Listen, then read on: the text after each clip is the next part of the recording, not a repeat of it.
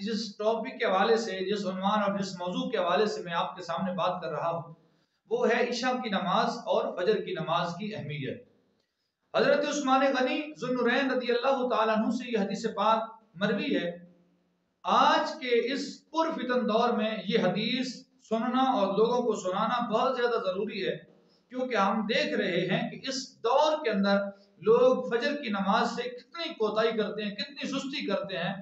और इशा की नमाज तो खाने पीने और गपशप के अंदर और सोशल मीडिया इस्तेमाल करते हुए गुजर जाती है। सुनिए, हजूर पाक सल्लल्लाहु अलैहि वसल्लम ने इरशाद फरमाया कि जिस शख्स ने इशा की नमाज बाजमात अदा की, फरमाया मन सल्लल इशा फी जमातिन फकअन्नमा कामा निस्फल लैल। फरमाया जिस शख्स ने इशा की नमाज जमात के साथ पढ़ी, गोया उसने आधी रात तक अल्लाह की बंदगी की, आधी रात तक अल्लाह की इबादत की। और फरमाया वमन सल्ल सुबह फी जमातिन, और जिस शख्स ने सुबह की नमाज जमात के साथ अदा की, फकअन्नमा सल्लल लैला कुल्लहु, जिस शख्स ने सुबह की नमाज भी जमात से अदा की तो गोया उसने सारी रात अल्लाह की इबादत में, तस्बीह हो, जिक्रो और फिक्रो, खुदा इबादत खुदा के अंदर गुजार दी है। तो ये बहुत बड़ा इनाम है, अजर है। और इसी तरह हजरत अबू हुरैरा से भी एक हदीस पाक रिवायत है। हजरत अबू हुरैरा फरमाते हैं कि रसूलुल्लाह सल्लल्लाहु अलैहि वसल्लम ने इरशाद फरमाया वलौ यअलमून मा फिल आतमति वस्सुबह लअतौहुमा वलौ हबवन। फरमाया अगर लोग जानते होते कि इशा की नमाज में और फजर की नमाज में कितना ज्यादा अजर व सवाब है,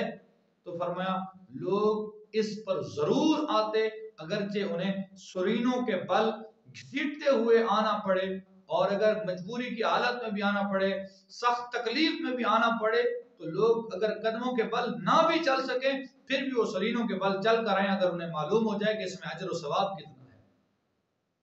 और इसी तरीके से हजरत अबू हुरैरा से एक और हदीस पाक भी रिवायत है। फरमाया लैसा सलातुन अस्कल अलल मुनाफिकीना, कोई नमाज मुनाफिकों पर इतनी ज्यादा भारी नहीं है, मिन सलातिल फज्र वल इशा, जितनी नमाज फजर भारी है, जितनी नमाज इशा भारी है, ये मुनाफिकीन पर भारी है। अगर कोई शख्स नमाज फजर में और नमाज इशा में सुस्ती करता है तो अपनी सुस्ती को खत्म करे, दूर करे ये सुस्ती, इसलिए कि वो मोमिन कामिल नहीं बन सकता, उसको ईमान की लताफत और लज्जत नहीं मिल सकती जो इन नमाजों को ज़ाया करता है। और अक्सर नौजवानों से हमने पूछा है, वो यही कहते हैं कि अब नमाज फजर रह जाती है या नमाज इशा रह जाती है, बाकी तो सारी पढ़ते हैं लेकिन ये रह जाती हैं। मेरे मुसलमान भाइयों, हजूर के गुलामों, नबी का कलमा पढ़ने वालों,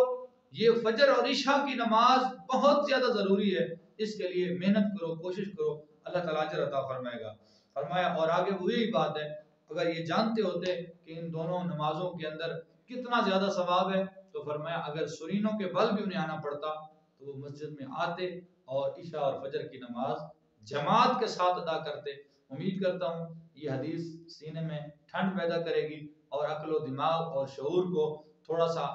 हलचल देगी और फिक्र पर मजबूर करेगी कि हम मुसलमान हैं, कलमा हुजूर का पढ़ा है तो हमें नमाज की पाबंदी करनी चाहिए और इन दो नमाजों को खुसूसी वक्त देना चाहिए।